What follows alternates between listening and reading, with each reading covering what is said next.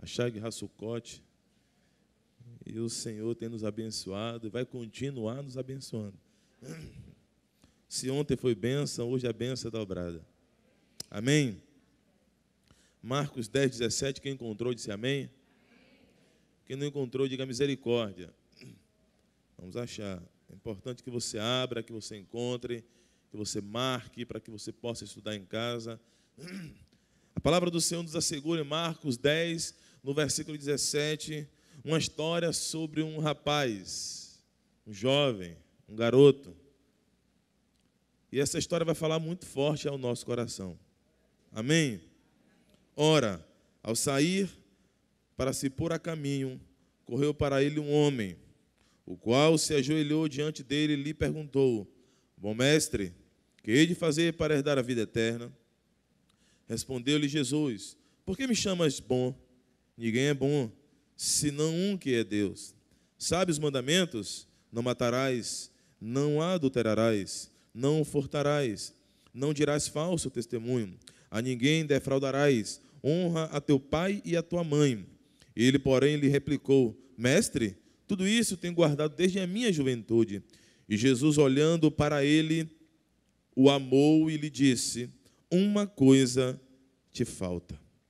Vai, vende tudo o que tem, dá aos pobres, e terás um tesouro no céu. E vem, e segue-me. Mas ele, pesaroso desta palavra, retirou-se triste, porque possuía muitos bens. Querido Espírito, nós lemos a tua palavra, e agora nós lhe pedimos que o Senhor possa falar de maneira profunda ao nosso coração. Repreendemos todo o roubador da semente, e a nossa mente agora está presa e cativa a tua voz, para a glória do nome de Jesus. Amém? Poder sentar, irmãos, por um instante. A Bíblia conta uma história de um jovem, um homem, um garoto, o qual tem um encontro com Jesus. A nossa caminhada aqui nesta terra, a nossa história sobre a terra, se Adão não tivesse pecado, eu creio que não precisaria de termos uma Bíblia impressa. Mas a nossa caminhada aqui é para termos um encontro com Deus. É o que nós mais queremos, é ter um encontro tanto na terra, quanto nos encontrarmos com Ele no céu. O projeto do Evangelho é esse. Salomão diz: a suma é: teme a Deus e cumpra o mandamento, ou os mandamentos. Então, a Bíblia diz que quando você cumpre o primeiro e o segundo mandamento da Bíblia, você cumpre toda a lei, que era amar a Deus com todo o seu coração, de toda a sua força, de todo o teu entendimento, com toda a sua alma, um amor profundo, um amor ágape, e quando você ama o próximo, como a ti mesmo. Eu sei que tem gente que não gosta dele mesmo, mas o Senhor diz para você amar os seres humanos assim como você preserva a sua vida, assim como você sente uma dor e você não quer que ninguém sinta essa dor. Uma mãe, quando ela vê um bebezinho sentindo dor, ela diz: poxa, se essa dor pudesse passar para mim, para que ele pudesse não sentir aquela dor. Mãe é assim. É um amor diferente, que só quem tem este amor é pai e a mãe. É um amor storge, um amor especial dado por Deus. Então o Senhor começa a falar acerca de um jovem. E nós podemos observar aqui uma espécie de diálogo, uma espécie de conversa entre um jovem e Jesus. E o que me chama a atenção é que Jesus para dar atenção a ele. Ele tinha pouco tempo. O Senhor não podia perder tempo na terra. O ministério dele começou em 3 anos e meio. Ele cumpriu tudo o que ele tinha para cumprir. A história diz que não haveria tinta e nem papel para contabilizar os inúmeros milagres que o Senhor fez na terra em 3 anos e meio. Jesus, nesse período que ele nasce aqui na terra, vindo da Virgem Maria, até 30 anos ele ser batizado por Yohanan, João Batista, ou João, seu primo Batista, ele não fez nada. Quando ele sai da água, ali começa o seu ministério. E ele operou de maneira tremenda. Então o Senhor andava com uma multidão. Quando a Bíblia fala de multidão, a palavra quer dizer entre 5 e 6 mil pessoas andando próximo a Jesus. Aqui na igreja ela tem 1.200 lugares. Você senta aqui, é 1.200 lugares. Se não dá, coloca no anexo. Imagine essa igreja 4 vezes mais com Jesus, ou 5 vezes mais. Além disso, tinha uns 70 discípulos que andavam mais próximo a Jesus. Além disso, tinha mais 12, que eram homens próximos a Cristo, aquele que filtrava as pessoas que chegavam próximo a Ele. Então, Jesus está com uma gama de gente, uma grande multidão ao seu redor. Imagino eu que o povo segurando e apertando, e o povo fazendo aquele cordão humano para que ninguém tentasse fazer alguma besteira com ele, ou empurrá-lo, ou ele se tropeçar e cair, mas o povo estava próximo a ele.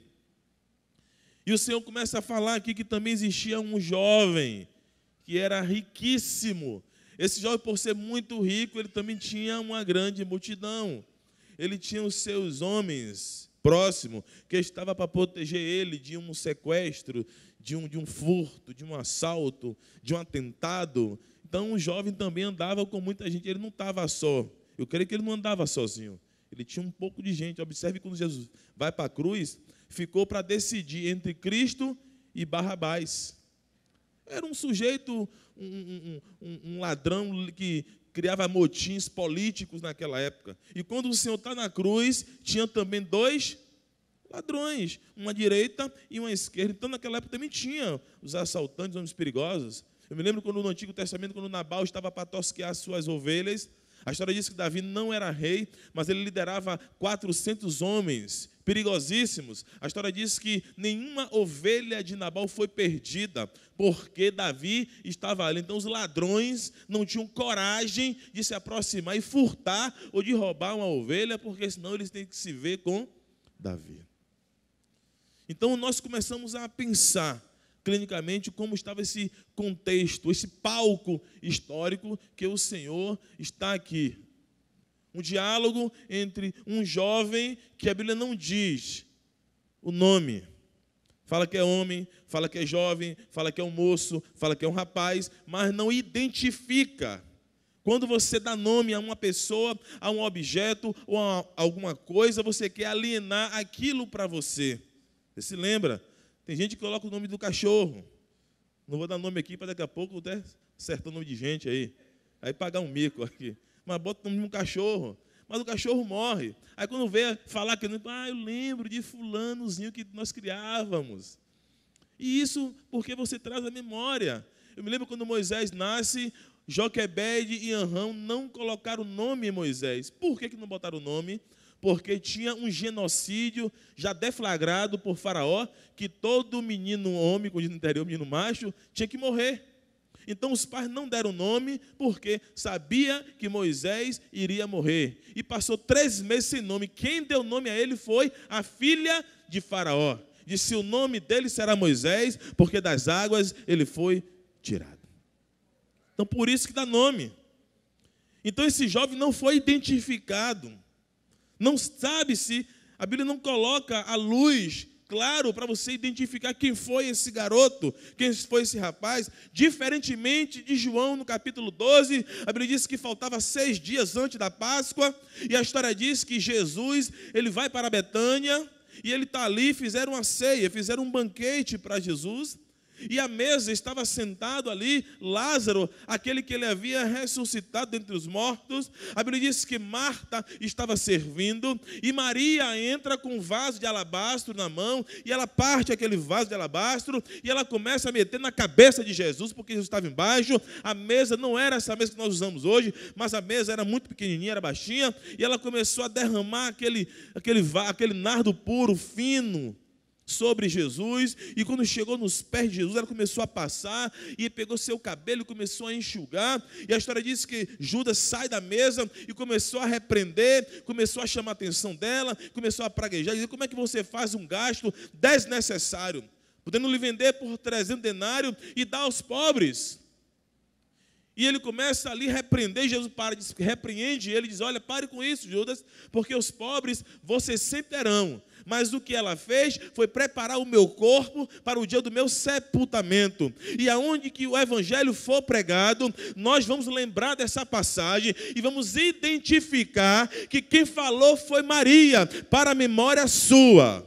Então Jesus não deixou passar em branco, ele fez questão de registrar e questão de dizer que quem fez isso foi Maria, a irmã de Marta e a irmã de Lázaro. Mas esse jovem, ele não faz questão de identificá-lo. Será que foi uma gafe cometida por Jesus?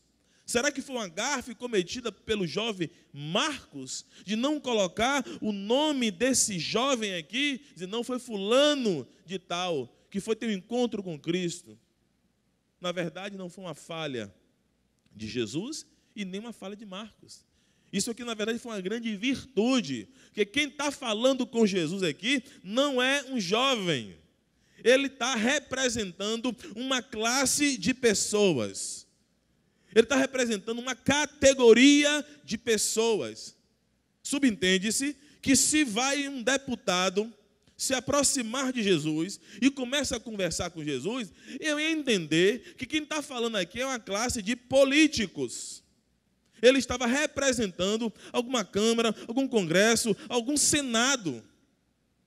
Se fosse aqui algum lutador ou um jogador, o Neymar, não sei, falar com Jesus, eu ia entender que ele estava representando os atletas. Ele estava representando a sua categoria, a sua classe. Mas como identificar que classe, que categoria de pessoas é essa que esse jovem está representando? Eu me lembro no Monte Sinai, no livro de Êxodo, no capítulo 19, quando Deus ele quer falar com o povo, e diz, Moisés, desça do Monte Sinai, que é o Monte Lua, e lá na frente o Senhor muda de Sinai para Horebe, o monte de Deus, e diga aos anciões, aos líderes, aos representantes do meu povo, que se eles guardarem a minha aliança, eu serei Deus deles, e eles serão meu povo. Então Moisés não fala com o povo, ele fala com os seus representantes, seus líderes de comunidade.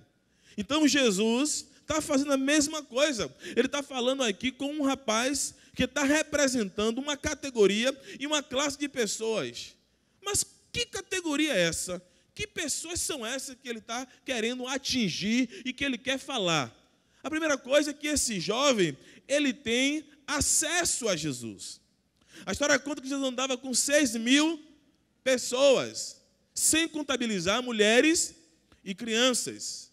A história conta também que esse jovem também tinha um grupo de pessoas ao seu lado, mas ele consegue romper a barreira do povo que andava com ele e romper a barreira do povo que andava com Cristo.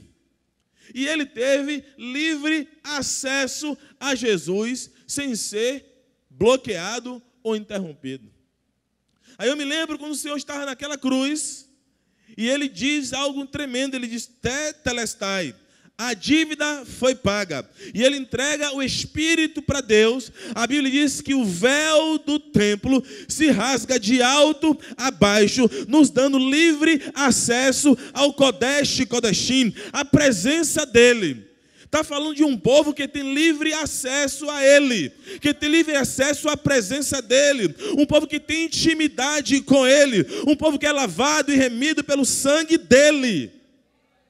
Eu não sei se você conhece esse povo, mas eu conheço. É esse povo que Ele quer falar nessa tarde, um povo que tem acesso a Ele. Esse jovem tinha acesso a Cristo, esse jovem também conversou com Jesus. Ele trouxe um tipo de conversa que interessou Jesus. Interessou Jesus. Ele parou e disse, poxa, esse jovem está preocupado com alguma coisa. E ele disse que queria saber acerca de reino de Deus e de vida eterna. Jesus não está preocupado com nada, a não ser o reino do Pai dele, de Deus, e acerca de nos dar vida e vida eterna. O que interessa a Deus é isso. O que interessa para Deus é você ter vida e vida eterna. O que interessa para Deus é que você possa juntar os seus tesouros no céu. O que interessa para Deus é a sua vida imortal. Eu vim agora de carro, de casa para aqui, e eu vi uns jovens passando à tarde com a Bíblia, e eu pensei, será que está indo lá para a tarde das bênçãos? Que na minha cabeça parece só ter culto de tarde aqui, né? Que eu sou tiete daqui mesmo. E eu fiquei pensando, hoje, uma indumentária de uma Bíblia na mão não quer dizer mais nada. Que hoje há tantas coisas que nós que somos evangélicos fazemos de errado, que tem escandalizado, tem envergonhado tanto, que hoje o que importa é o que nós praticamos da palavra. Não são os dons, que os dons é dádiva, é presente. Fulano prega, fulano profetiza, isso é dom. Mas o que importa para Deus é fruto, é amor, é longanimidade, é mansidão, é domínio próprio, é bondade, é fidelidade, é isso, irmãos. Então, hoje ninguém é mais enganado por nenhum tipo de vento de doutrina aparente. Hoje você tem que testemunhar com a sua vida. Quem é você com Deus? Quem é você em casa com seus familiares? Quem é você no seu trabalho? Quem é você na sua igreja? Quem é você no momento de adversidade? Quem somos nós? As nossas ações e as nossas reações é que vai dizer quem é o nosso caráter, a nossa índole. Se nós refletimos a personalidade de Cristo ou não. Ele disse que os escândalos virão, mas ai por quem virá os escândalos. Deus, no Antigo Testamento, ele debruça do céu e diz: olha, Jó, não existe ninguém na terra igual a Jó. Será que Deus hoje pode falar isso da gente? Não existe ninguém igual a gente. Pô, ali é um servo fiel, ali é uma serva fiel. Eu não estou falando de não pecar, não, irmãos. Eu estou falando de você saber viver na terra, refletindo a personalidade do Senhor. O Senhor está moldando o nosso caráter. Ele está peneirando a sua igreja. O arrebatamento é iminente, está próximo. E o Senhor quer levar a sua igreja para o céu. Mas em Lucas 18 ele diz: e quando eu voltar à terra, será que eu vou encontrar fé no seu coração? Quantos estão se apostatando da fé? Quantos divórcios à beira? Quantos casamentos destruídos? Quantas pessoas não estão mais tendo prazer em servir a Deus? Esse negócio de servir a Deus, eu estou cansado, e eu espero no Senhor, e a bênção não vem, e eu estou clamando, e é jejum, e é campanha, e é vigília, e nada acontece. Sabe por que não acontece? Porque a sua esperança está na bênção que você quer, não está no Senhor. Porque quando você coloca o seu coração no Senhor, não importa o que aconteça na terra, se está em crise ou não, se você está bem ou não, se você está com saúde ou com enfermo ou não, o que importa é o Senhor na nossa vida. Os nossos valores foram perdidos. Eu estava em Israel e eu fiquei pensando, em Israel eu me sentia até envergonhado, como o povo ali, muitos religiosos, mas como eles têm um desejo em servir a Deus 24 horas. 24 horas respirando o eterno, respirando o divino, na expectativa de cada dia estar melhor para Deus, mesmo errando, mesmo com ignorância, mesmo com religião, mas eles querem viver uma vida para Deus. E esse jovem estava preocupado com a eternidade. E o Senhor quer falar com este povo que está buscando ter uma conversa com Cristo. Esse jovem, a Bíblia diz que ele foi e ele se ajoelha diante de Jesus. Na verdade, ele não sabia que era Jesus, ele sabia que era um judeu, que era carpinteiro. Mas o que foi que ele viu em um homem de 1,90 m, moreno? O que foi que viu? O que foi que chamou a sua atenção? O que foi que ele conseguiu ir e se ajoelhar diante do nosso rei? A Bíblia fala que são experiências que testificam nas nossas vidas. E ele vai lá, ele se aproxima, e ele pega no pé de Jesus, e ele diz: bom mestre. Como é que ele sabia que aquele dali era o Hamashia, era o Shiloé, era o enviado, era o Senhor nosso Salvador? Como é que você sabe que você está servindo a Deus? Como é que você sabe que você está no lugar certo? Como é que você sabe que Jesus Cristo, Ele é o caminho, Ele é a verdade, Ele é a vida? Se Ele é invisível, como é que você tem essa certeza? Será que você não está sendo enganado? Sabe por que você tem essa certeza? Porque as nossas experiências com Deus, nada tira de nós. Quando você ora, que só Ele sabe que no seu coração, e Ele move, e Ele se revela, e Ele age, e Ele opera, e Ele traz a existir aquilo que não existe.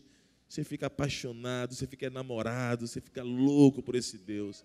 Ele é real, Ele é verdadeiro. Eu não consigo te ver, mas eu sinto o teu perfume no ar. Eu sei que o Senhor está comigo, eu sei que o Senhor está aqui. Não importa o que me pregue, eu tenho certeza que eu estou no caminho do Senhor. São nossas experiências que nos alienam a Ele, irmão. As nossas intimidades, os milagres que vivemos, as experiências quando você ora e a coisa acontece, só podia ser Deus. Não é coisa do acaso. É isso que Deus está buscando, este povo que se ajoelha, esse povo que conversa, esse povo que tem acesso a Ele, e um povo que procura cumprir os seus mandamentos. Mandamento é o que diz a palavra. Todo mundo sabe que um evangélico, uma pessoa que se diz crente em Jesus Cristo, não anda por aí fazendo bobagem. Você pode observar, fulano diz que é crente, e se estiver fumando, poxa, você fuma? Crente não fuma, não. Toda criança sabe disso. Você xingou, crente não xinga, não. Você mentiu, crente não mente, não. Às vezes você está na roda de família com os amigos e alguém xinga e percebe você, me perdoe que você está aqui, viu? Me desculpe, eu xinguei. Por quê? Porque ele sabe que a sua presença é uma presença divina. Ele sabe que você está cheio de Deus. Então as pessoas ficam com vergonha.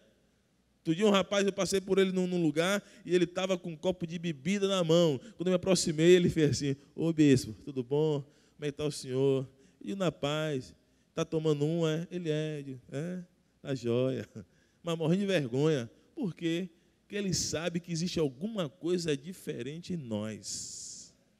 Sabe? Ele não consegue explicar, mas ele sabe.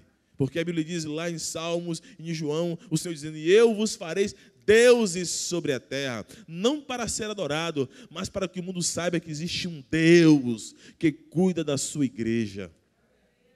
Mas o Senhor, Ele diz: olha, está faltando alguma coisa na nossa vida. E quando Ele diz que está faltando, é porque está. Você já viu a mãe dizer ao filho: vá e pegue a caneta do lado do telefone.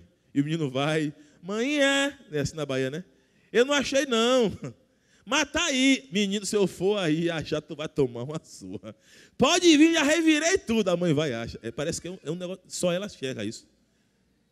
É toda mãe. Não existe toda mãe assim. Minha mãe diz: não vai pegar tal lugar. Mãe, eu já revirei a casa toda. Ela, na sua frente. Você não está vendo, não? Rapaz, não é. Parece que cega. Parece que blinda. Mas a mãe acha. A mãe vê. Mãe, quando diz não vá, não vá. Mãe, quando diz vá, vá. Sente, é algo divino. Eu estava conversando isso outro dia. Eu já estou casado, irmãos. Mas quando eu vou na casa de meu pai, que eu deito na cama, parece que é espiritual. Eu durmo, que eu esqueço da vida. Nem sonho. Parece que a cama do pai, a cama da mãe é diferente. Você chega, entra, ronca e baba. É um negócio de Deus. A família, a maternidade. Deus é um Deus lindo, irmãos. E Deus, Ele é Pai. Ele diz: mesmo que seu pai, sua mãe te abandone, eu jamais te abandonarei. E quando Ele diz que está faltando alguma coisa, não questiona, não, irmão. É porque está. A vida é uma faculdade que nós estamos sempre aprendendo. Sempre melhorando. Esse jovem representante dessa categoria de pessoas, ele tinha entre 25 e 35 anos, era um garotão, na flor da sua idade, um jovem riquíssimo, um garoto muito rico e um garoto que está preocupado com vida eterna, irmão, com as coisas espirituais. Imagine um jovem na nossa cultura aqui, do Ocidente, bilionário, preocupado com vida eterna, irmãos.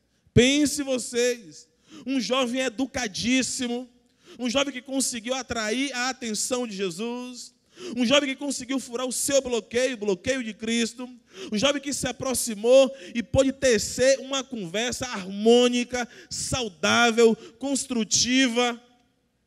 É desse jovem que o Senhor está falando, um jovem que pôde se aproximar em um momento que Jesus estava com as crianças. A Bíblia diz que estavam trazendo as crianças para que ele pudesse abençoar. E os discípulos começaram a impedir. E ele diz: não impeçais as criancinhas de vir a mim, porque delas é o meu reino, o reino de Deus. Se vocês não se tornarem como essas crianças, vocês não vão ver o reino de Deus. A Bíblia diz que ele desce um pouco, pega uma criança, coloca no braço, com outra mão ele bota na cabeça da criança e ele está abençoando. Neste período que ele está com suas duas mãos ocupadas, abençoando a criança, a Bíblia diz que alguém pega no seu pé e ele ficou um pouco em parafuso. Imagina isso, irmão, Jesus com uma criança no braço e um homem no seu pé segurando. Como ele não ficou? E ele vendo aquele sujeito no seu pé ajoelhado. Os judeus não se ajoelham. Eu me lembro quando Pedro estava recebendo a visita de Cornélio. Cornélio se ajoelha nos pés de Pedro. E Pedro levante, Cornélio, porque eu também sou homem igual a ti. Só se ajoelhar é diante do Deus, o Todo-Poderoso. A Ele você se ajoelha, a Ele você adora, a Ele você o busca, a Ele você rende ações de graça, de eternidade e eternidade. E pelos séculos dos séculos. E esse jovem foi lá e se aproxima e se ajoelha diante de Jesus. Mas o que me chama a atenção é que ele se aproxima e ele diz algo interessante. Ele diz, bom mestre. Essa palavra bom mestre, a palavra mestre quer dizer professor. Ele estava buscando a Jesus por uma instrução de alguém. Ele não estava buscando a Jesus por causa do seu coração. Porque ele queria mudar, porque ele estava quebrantado e contrito. Não, alguém o instruiu, porque ele foi chamando de professor. Bom professor, me ensine alguma coisa acerca do céu, acerca da vida eterna e do seu reino. Eu quero aprender mais uma. Ele não estava indo porque ele estava com sede de transformação. Quando você vai para Hebreus, a Bíblia diz assim, e Esaú buscou arrependimentos com lágrimas, mas não encontrou arrependimento no seu coração. Tem gente que chora e se derrama e se quebranta, é só a casca. Você já viu bandido na televisão como é? Eu quero sair dessa vida, doutor. Não cai uma gota de lágrima. Solta ali e vai roubar de novo. É conhecido vulgarmente como lágrimas de crocodilo. Um homem quebrantado, está em Salmo 51, um coração quebrantado e contrito, Deus não despreza. Eu me lembro quando Deus usou Isaías, vai dizer a Ezequias que ele vai morrer, manda ele arrumar a casa. A Bíblia diz que Ezequias virou para a parede e se humilhou, e chorou, e se quebrou. Deus, não me mate não, Senhor, não me leve agora não. A Bíblia diz que nem Isaías saiu do pacto, Deus disse, volta lá, e disse que eu vou acrescentar 15 anos de vida. Quando você se humilha, quando você se quebranta de coração, Deus muda a sua sentença. Deus muda a sua história de vida. Eu estava aconselhando uma jovem, tudo dando errado. Eu falei, minha irmã, só tem uma coisa para te dizer. Se humilhe diante de Deus. Se Ele encontrar no seu coração arrependimento, sua vida muda hoje. Tiago diz isso. Meu irmão de Jesus, a oração do justo pode muito nos efeitos. Quando você entra no seu quarto e se ajoelha, irmãos, diante de Deus e começa a abrir seu coração com sinceridade e se quebranta, Deus muda a sua história, irmãos. Eu me lembro quando minha sobrinha nasceu, ela nasceu de 6 meses e os pés dela nasceram sem aquela cava que tem no pé que fica assim, nasceu na ponta do pé e tinha que serrar ali o pezinho para colocar aquela bota. Minha mãe nem evangélica era na época. E os médicos falando N coisas. E minha mãe orou com todo o coração. E o pé voltou para o lugar. Hoje é uma menina saudável. Está enorme. Até maior do que eu já. Por quê? Não é porque ela era evangélica ou porque ela não era evangélica. Mas ela se humilhou debaixo das potentes mãos do Senhor. Senhor, a medicina condenou, não tem mais jeito, mas o Senhor pode. O Senhor pode abrir essa porta. O Senhor conhece as células. Ela era informe, o Senhor já sabia. Coloca o pé no lugar. E começou a ver artelho sobre artelho, pele a sua pele, nervo ao seu nervo, osso ao seu osso, e voltou para o lugar. Está em Ezequiel, irmãos. Quando você para de brigar com as suas forças, com o que você tem de inteligente, não, e vai lutando, não, pare de brigar, de se degladiar, cala a boca e se humilha diante de Deus. Não briga mais com ninguém, não, ora. Eu estava em casa e um vizinho, começou a morar um vizinho lá no condomínio, mas aquele vizinho chato que todo mundo tem do lado. E o vizinho perturbando, e perturbando, e perturbando, e zoado, e batia na porta, e criança chorava, e uma perturbação dos infernos, a grande tribulação. Eu digo, filha, vem cá, vamos orar. Irmão, não passou uma semana, o dono do imóvel botou para fora. Eu digo, aleluia, foi tão rápido, Senhor. Não precisa brigar. Eu ir lá discutir com o vizinho, não. Eu digo, Senhor, bota para fora, não custa nada. Tira daqui, leva para longe. Irmão, você tem um joelho, para você se ajoelhar e não brigar com ninguém. Está em 1 Pedro, capítulo 3, versículo 10, versículo 1. As mulheres que têm um marido que ainda não serve a palavra do Senhor, sem briga, sem palavra, mas pelo seu procedimento, você vai ganhá-lo para Cristo. Somente com o seu testemunho e com a sua oração. Quando a igreja ora, os céus dão a resposta. Os céus estão na expectativa da oração da sua igreja. Esse jovem se aproxima e busca o Senhor por uma instrução. Ele não queria nada, ele só queria brincar, ele só queria enganar Jesus. Mas o Senhor o conhecia de fato. Esse jovem se aproxima, brincando de professor, fez a pergunta certa para a pessoa certa e na hora certa. Ele fez a pergunta para a pessoa certa. Quando você vai para a Bíblia, você pode observar que na época de Jesus, existia um outro Jesus também, um charlatão. E existia um homem chamado Teudas também, que era um outro charlatão. E esse jovem, existia muitos fariseus, muitos saduceus, muitos judaizantes, muitos religiosos. Imagina se ele fizesse essa pergunta para um desses religiosos, como seria o fim dessa história? Mas ele perguntou para Cristo, Senhor, o que farei eu para herdar a vida eterna? E o que me chama a atenção é que Jesus ainda perde o seu tempo. Meu filho, cumpra os 10 mandamentos. Quando ele fala de 10 mandamentos, ele não está falando de 10 mandamentos. Quando você lê na Bíblia 10, fala de completude, fala de totalização, fala de nivelamento, as 10 virgens ou as 10 igrejas, não é que eram 10 só, está falando de uma completude, de uma totalização, algo global. Então o Senhor diz, cumpra os mandamentos, era na faixa de uns 613 mandamentos, e o jovem já havia decorado tudo, já estava decorado.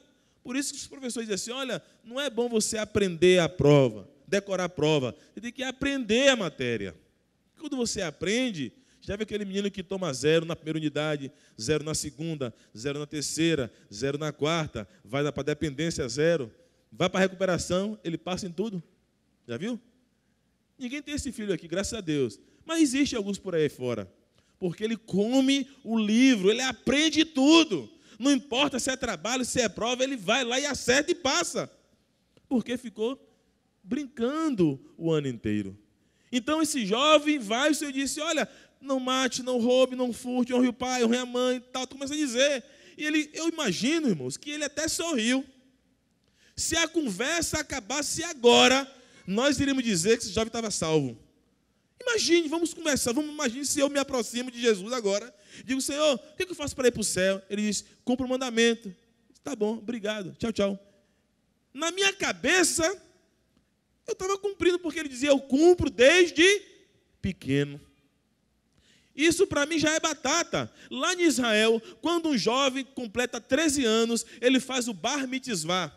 Ele pega a Bíblia, a Torá, o Antigo Testamento, amarra no braço, amarra na cabeça, carregam ele pega a Torá, abre no seu peito, e ele tem que recitar um versículo bíblico, sem o pai, sem os seus pais ensinarem, sozinho. É o bar mitzvah. Imagina uma criança. Lá na igreja, foi feita uma gincana com as criancinhas, e uma das provas era que o menino falasse a bênção apostólica em hebraico. E a menina interpretasse, como o bispo faz aqui com a bispa. E aí eu faço lá com a pastora Milena. E aí ontem eu mostrei o bispo Átila ali, ele fazendo. Ainda fecha o olho. Recede a Danenui. Opa aí, bispo, que coisa linda. Entendeu? Porque gravou, decorou, aprendeu. E ali ninguém tira do seu coração, nunca mais. Ele vai crescer e não vai esquecer disso nunca. Aprende. Quando eu era menino, que estava na casa da minha mãe dizia, ó, Jean, quando você for no banheiro, que você for urinar, levante a tampa. Irmão, não tem aonde eu vá, eu não consigo deixar abaixo. Levanto com o pé, chuto, mas eu tenho que levantar. Por quê? Porque eu fui ensinado assim. A Bíblia diz, ensina o menino no caminho que ele deve andar. Porque quando ele envelhecer, ele não vai esquecer. Meu filho, você vai comer hoje rúcula, berinjela e acelga, viu? Eu quero batata frita. Aí a mãe dá batata frita. Porque quem governa é o filho. A mãe que tem que dizer hora para dormir, hora para acordar, hora para ir para BD, o que é que ele vai comer, o que é que ele vai vestir. É os pais que têm que disciplinar, é os pais que têm que ensinar. Aí quando está adolescente, quer ensinar, não tem jeito mais. Aí só a misericórdia de Deus. Aí vem para o pastor, para orar, para aconselhar, é campanha, é oração, não adianta. Isso é o básico. O básico. Minha sobrinha, que nós criamos, ela ia almoçar, eu dizia, bebê, ora pela comida, viu? Por quê, meu tio? Porque se você tem, é porque Deus é que mandou a provisão. Aí expliquei a ela, para repreender alguma coisa ruim, para não fazer mal. Aí um dia eu saí com ela, ela começou a comer sem orar. Eu falei, ô bebê, você não ora não? Ela fez, não, meu tio, só estava experimentando. Criança é brincadeira. Eu digo, você está me dando um nó, rapaz? Ela, olha lá, viu? Então você tem que orientar. Não é só dizer é pecado, é dizer por que é pecado. É ensinar a pessoa que ela nunca vai esquecer. Então esse jovem disse, olha, eu cumpro desde pequeno os mandamentos. Isso tudo que o senhor está falando aí, eu já faço. Mas a Bíblia diz que o Senhor para no momento, há aquela pausa na história, olha para aquele jovem, e a Bíblia diz, e o Senhor Jesus o amou e disse, falta-te uma coisa. Existem algumas traduções bíblicas que dizem assim, ó, se queres ser perfeito, venda tudo. O Senhor o amou. Essa palavra amar na Bíblia quer dizer ver. É a mesma palavra, ver e amar. A Bíblia diz que, no princípio, havia trevas sobre a face do abismo, mas o Espírito pairava sobre as águas. E o Senhor disse, haja luz, e houve luz. E Deus viu que a luz era boa, e separou luz das trevas, houve tarde e manhã, o primeiro dia. Na tradução ver, quer dizer, o Senhor amou mais a luz do que as trevas. João 3,16, e Deus amou ao mundo de uma tal maneira, Deus amar ao mundo de uma maneira tal, o Senhor viu o mundo de uma maneira tão caótica, que Ele deu Jesus, o seu Filho unigênito. Amar é ver. Quando eu vi a pastora Milena, eu fiquei doido, irmão. Falei, filha, esse negócio é de Deus. Deus está nesse negócio aí. Porque você vê, porque os olhos é a janela. Isaías 1:5, ele diz, não ponha diante dos seus olhos coisas imundas, porque demônios passam pelos olhos, passa pelo ouvido e passa pela boca. Demônios passam pelo aquilo que você assiste, pelo aquilo que você vê. Às vezes está assistindo alguma coisa na televisão, uns filmes aí, que tem mensagens subliminares. Antigamente, quando a pessoa ia no cinema e ela estava assistindo, ela sentia vontade de comer pipoca. Ou de tomar refrigerante, não sei. Porque eram colocados a imagem subliminarmente, sem ninguém perceber a olho nu. Porque os olhos, eles só captam. Mas o cérebro é que filma. E aí a pessoa começa a ter pesadelo, crianças tendo pesadelo à noite. E ninguém sabe por que é que ele está sonhando, ou tendo pesadelo, o que foi que ele viu. E as pessoas não entendem, porque fica vendo, fica assistindo um monte de coisa ilícita. Esses programas que passam de tanta morte, tanto assalto, tanto tráfico, a pessoa fica com medo de sair, de ser assaltado, de isso, daquilo, porque vive uma vida tensa, assistindo aquilo que não deve, vendo aquilo que não presta, curioso, curiosa, e o que dá ibope é tragédia, é fofoca, é o que dá ibope, é revista Caras, é o que vende, isso é o que vende. Aquilo que é segredo, aquilo que ninguém sabe, aquilo que está escondido. Poxa, e o capítulo seguinte vai ser como? E como é que vai ser? Isso é psicologia, irmãos. curiosidade destruiu a queda do homem. E Eva ali, o diabo, olha, não é assim, pense direito, será que vai ser? E a Bíblia diz, e os olhos foram abertos. Prive, irmão, o que é que você vê? O que é que você contempla? O que é que você assiste? São os olhos. A Bíblia diz que é aquele que põe a mão no arado, que serve a Deus, que está na obra do Senhor, que está na seara, mas aquele que olha para trás não é digno nem de viver, não presta para mim, diz o Senhor. Lucas 9. Não é nem ir para o mundo, é só olhar. A Bíblia diz que os egípcios se lembraram das carnes de panela do Egito. É quando tem aquele que está dando testemunho e ele começa a falar do seu passado e você percebe que ele está feliz. Ah, porque eu era garanhão, era porque eu fazia, era porque eu isso. E você percebe que ele já se perdeu no testemunho dele. Está feliz com o passado. Está amando o mundo que era antigamente. Ah, porque na empresa tal eu ganhava mais do que hoje que sirvo a Deus. Saudosismo. Está ali se perdendo, irmão. E o Senhor diz, aquele que põe a mão para servir a Deus e olha para trás, não é digno de me servir. Ló, vou te tirar de Sodoma e Gomorra, vai com a sua família, mas não olhem para trás. A Bíblia diz que a mulher de Ló olhou para trás e a história diz assim, ó, e ela se converteu em estátua de sal. Irmãos, quando você estuda a Bíblia e você vai para Ló, você vai observar que quando os anjos chegaram na casa de Ló sai de casa, fecha a porta e começa a negociar com os homens. Diz assim, olha, eu tenho 2 filhas virgens, eu vou deixar que vocês usem ela como vocês quiserem, mas os homens não toquem. E o povo disse, você acha que é juiz nosso, é? Ou seja, Ló e a sua esposa eram bem-sucedidos, eram milionários, eram ricos. Era como se fosse um juiz daquela terra. Você lembra de Abraão? Ló e Abraão, a riqueza dos dois não comportavam a terra. Tiveram que se separar por causa da riqueza deles. Então, quando ela olha para trás, a mulher de Ló, e lembra que ela estava deixando terras, casas, gados, finanças, a posição, ela é a primeira dama de Sodoma e Gomorra. E ela ficou com saudades. E ela foi convertida em estátua de sal. Hoje, nós estamos numa terra deleitosa. Se no passado você pensa que você vivia bem, você pode viver muito melhor hoje com Cristo. Hoje é que você está vivendo uma vida com dignidade, uma vida saudável, uma vida vitoriosa, uma vida acima do pecado, uma vida com o metro celestial, uma vida e a vida de Deus.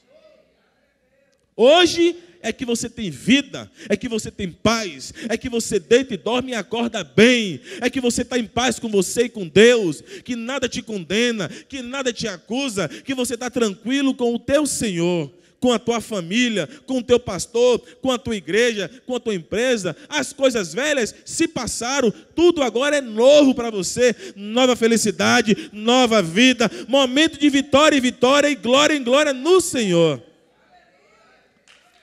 Aplauda ao Senhor bem forte. E ele amou e disse, falta-te uma coisa, se queres ser perfeito. A palavra perfeito quer dizer completo, genuinamente agradável a Deus. Eu quero ser perfeito. Eu quero ser perfeito. Eu quero ser genuinamente agradável ao meu Senhor. A Bíblia diz que quando Deus chama Abraão, ele diz, olha Abraão, eu quero que você saia da sua terra, da sua casa, da sua família, e vá para uma terra que no caminho eu te digo.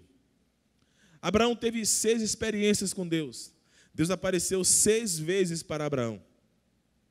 Abraão sai da casa dos seus pais, ele fica em dúvida, ele pega Ló com ele, o seu sobrinho.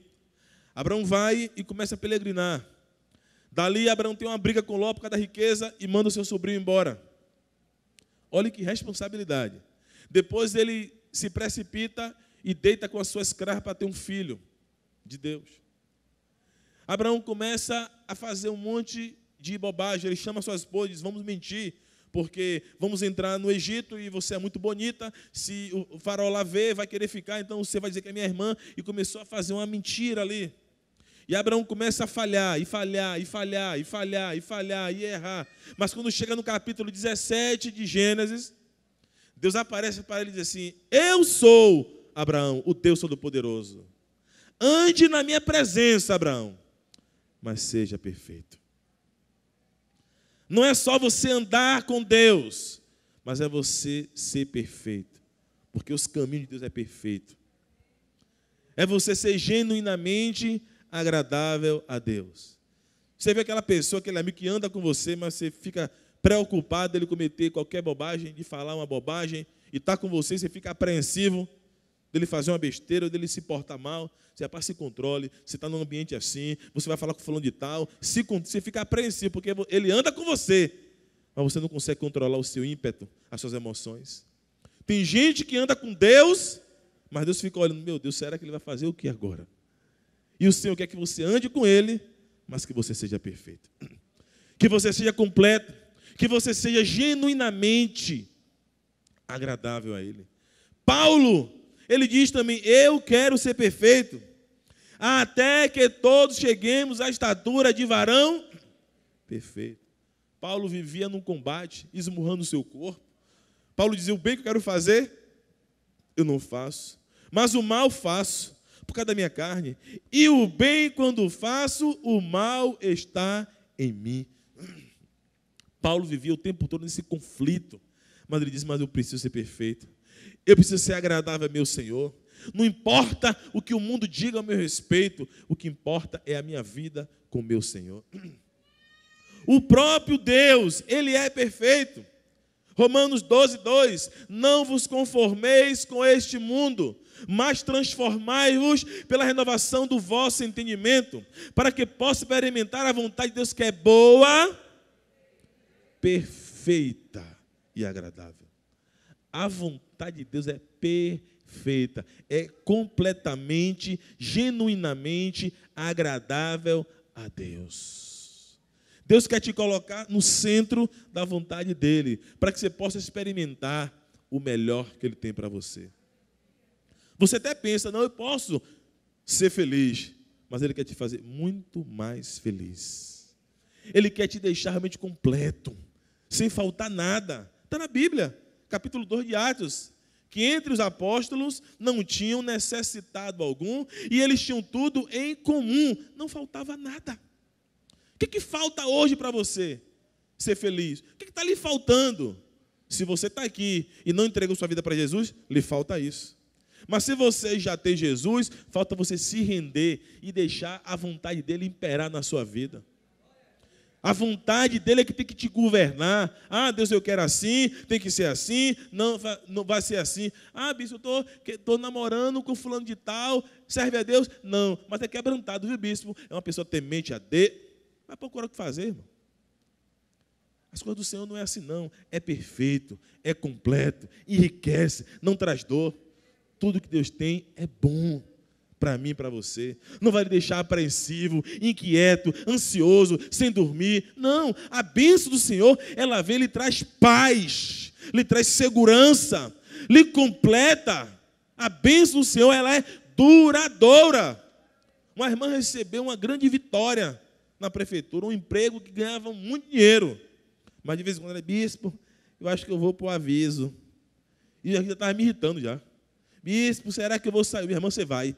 Você vai, porque você está para frente dizer que você vai. Irmã, que ele colocou lá foi o Senhor, irmã. Não precisa. Tem um diácono lá na igreja que Deus o colocou na Petrobras.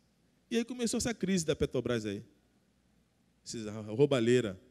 E ele veio conversar comigo: meu bispo, meu nome está no aviso. Eu digo: que bênção, mano. É vitória, viu? Muita vitória. Ele olhou assim: ô bispo, ô meu filho, você é maluco? Ele: por quê? Aí eu lembrei ele, como foi que ele entrou? Foi Deus que te colocou. Não importa a crise, meu. Mas se Deus botou seu nome no aviso, é porque você vai aumentar de cargo na Petrobras. Deus vai fazer algo extraordinário na sua vida, vai mudar, eu não sei o que é, mas é bênção. E quando a bênção vier, marque comigo numa churrascaria para você me contar, varão. Lá. Aí é para pagar o jantar pelo menos, pelo bispo, né? Aí passou o tempo, ele chegou para mim lá, disse: bispo, de que é? Rapaz, meu nome saiu do aviso. Eu digo: rapaz, não me conte não, que eu sempre tive certeza. Nunca duvidei, porque o Deus que lhe prometeu é o Deus que é fiel para cumprir, e um Deus que não brinca com o sentimento de ninguém. Quando Ele promete, Ele realiza. Quando Ele realiza, Ele cumpre. Quando Ele cumpre, Ele respalda. Quando Ele respalda, Ele supre todas as nossas necessidades nele. Ele é o Senhor da minha e da sua vida. Fortalece a tua vida no Senhor, irmãos. Vamos ficar de pé. Fortalece a tua vida, a tua fé nele. Tira a ansiedade do seu coração, tira o medo, essa preocupação, mas busque ser perfeito no Senhor. Busque agradar ao teu Senhor. Busque se envolver com Deus. Feche seus olhos, curve sua cabeça. Quero orar por você. Senhor, nosso Deus e Pai, na tua presença está aí a tua igreja orando, meu Pai. Eu não sei o que está impedindo os teus filhos de serem perfeitos. Eu não sei o que é que impede, o que é que eles estão vendo, o que é que eles estão assistindo, qual é o espinho na carne dos teus filhos. Mas o Senhor sabe. Eu não sei o que é que está gerando ansiedade e preocupação na vida da tua igreja. Eles estão dizendo que estão cumprindo o mandamento, que estão tendo acesso, que estão se ajoelhando, que estão conversando contigo. Mas está faltando alguma coisa. E o Senhor sabe o que está faltando. Eu não sei. Mas o Senhor sabe aquilo que precisa ser um DX a mais. Então, que o teu Espírito Santo convença agora do pecado, da justiça e do juízo. Descortina os olhos do teu povo para que eles possam enxergar o que eles precisam resolver nas suas vidas. O que eles precisam consertar. Qual é a dracma que se perdeu, que precisa ser achada. Qual é a ovelha que se extraviou, que precisa voltar. Sonda os corações e vai tirando toda a amargura, toda a tristeza, toda a dor da traição, todo o mal. Vai tirando, Senhor, toda a ansiedade, toda a preocupação com o futuro. Vai dando-lhe um novo coração. Vai trazendo paz, a paz que o mundo não tem, só o Senhor pode dar. A paz que excede a todo entendimento. Guarda a mente em Cristo Jesus. Fortalece a fé, o ânimo, repreende o desânimo, o cansaço, a dor, a fadiga. E escreve uma nova história, um novo tempo. Que eles procurem se envolver mais contigo. Se aperfeiçoar no Senhor. Que eles possam voltar para o Senhor, para que o Senhor possa dar continuidade à obra que começara. Miriam pecou se levantando contra Moisés, e ela ficou paralisada durante 7 dias com lepra. Mas o Senhor a perdoou e disse: levanta-te e diga ao povo que marche. Eu não sei onde eles caíram, onde eles foram paralisados, mas o Senhor te perdoa agora dos seus pecados. Os seus pecados são perdoados no nome de Jesus. O sangue do Senhor passa sobre a sua vida agora. E o Senhor te diz: levanta-te e anda. E continua a marchar. Para que você possa receber a coroa